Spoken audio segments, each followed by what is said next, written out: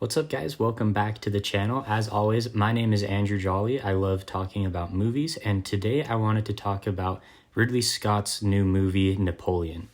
Okay, so Napoleon is the new Ridley Scott epic about the life and times of Napoleon Bonaparte.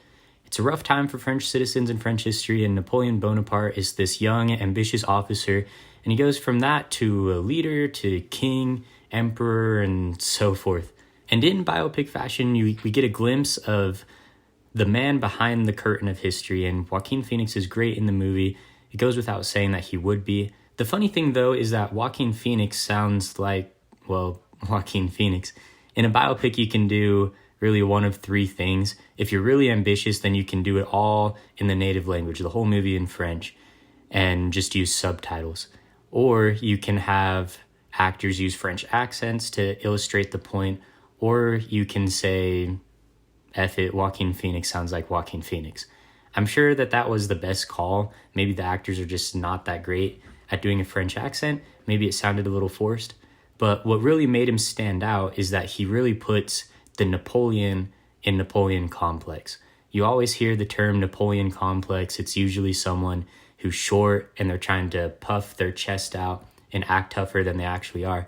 But if you look into it, Napoleon was actually average height. But Napoleon complex in his performance persists, him projecting his insecurities, his inability to get out of his own way, those moments of this is a very vital political situation, just don't say anything, and then he does it, he lashes out.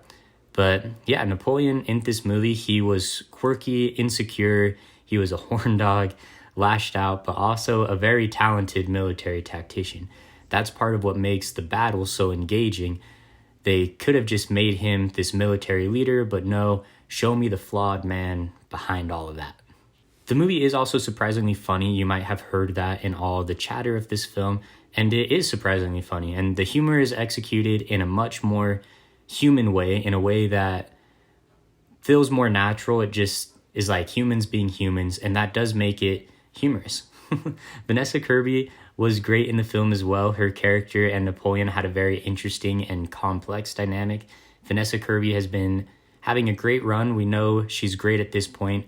For her to stand out in a movie about Napoleon with Joaquin Phoenix in a Ridley Scott film with epic battle sequences, I feel like that's something there. There's so many aspects that go in to being a show stealer. Joaquin Phoenix is a show stealer, Vanessa Kirby is a show stealer, and the battle sequences themselves are show stealers.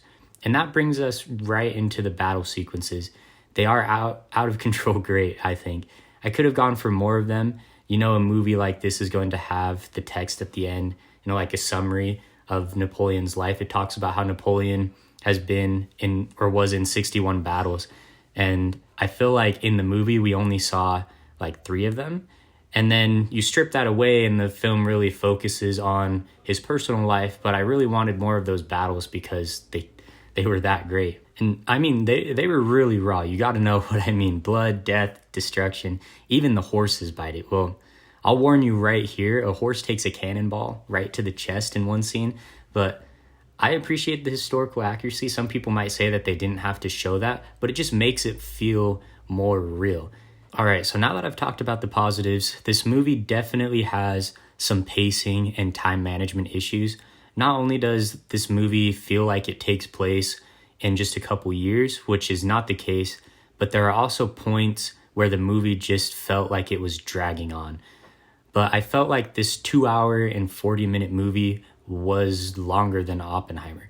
That being said, I'm actually hoping that there's a 4-hour cut of this movie, because it's all about pacing. You can have a 2-hour and 40-minute movie that feels much longer than 2 hours and 40 minutes. You can also have that same 4-hour cut of that movie that feels shorter than 4 hours. I can't help but think that an hour and 20 minutes of this movie missing means that there's these important moments that just aid in the flow that are just gone. And that's why the movie feels longer.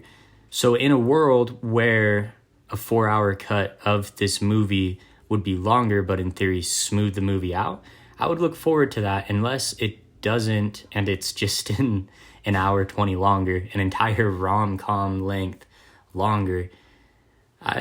I don't know. In the end, Napoleon has a lot working for it. The acting, the sets, the set design, the whole grand scope of it, how practical it feels, the epic battle sequences.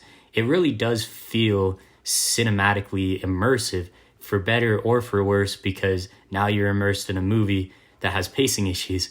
Pacing issues aside, though, I'll give Napoleon a 7 out of 10. All right, so Napoleon, have you guys seen it? If you have, I would love to hear your thoughts and comments on it in the comments below.